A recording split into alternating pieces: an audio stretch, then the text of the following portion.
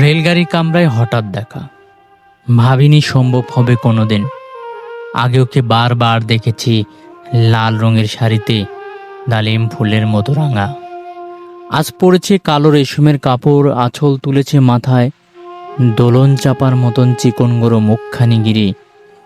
মনে হলো কালো রঙের একটা গভীর দূরত্ব ঘনিয়ে নিচ্ছে নিজের চারদিক, যে দূরত্ব শস্য ক্ষেতের শেষ সীমানায় শালবনের নীলাঞ্জনে।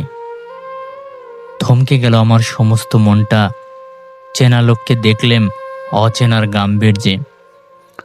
হঠাৎ খবরের কাগজ ফেলে দিয়ে আমাকে করলে নমস্কার।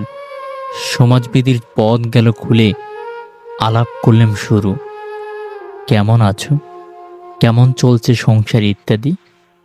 সে রইল জানালার বাইরের দিকে চেয়ে, যেন কাছের দিনে ছোঁয়াচ পার হওয়া চাহনিতে। দিলে অত্যন্ত ছোট দু একটা জবাব, কোনোটা বা দিলেই না। বুঝিয়ে দিলেন হাতে অস্থিরতা। কেন এসব কথা? এর চেয়ে ভালো চুপ করে থাকা। আমি ছিলাম অন্য ব্রেঞ্চিতে ওর সাথীদের সঙ্গে।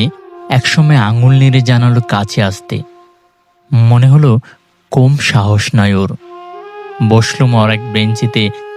গাড়ির আওয়াজে আড়ালে বললে মৃদু স্বরে, কিছু মনে করো না। সময় কোথায় সময় নষ্ট করবার? আমাকে নামতে হবে পরের স্টেশনে। দূরে যাবে তুমি, দেখা হবে না কোনো দিন। তাই যে প্রশ্নের জবাব এতকাল থেমেছিল, শুনবো তোমার মুখে। সত্যি করে বলবে তো? আমি বললাম, বলবো। বাইরের আকাশের দিকে তাকিয়ে শুধল, আমাদের যেদিন গেছে তাই একেবারেই কি গেছে? কিছুই কি নেই বাকি?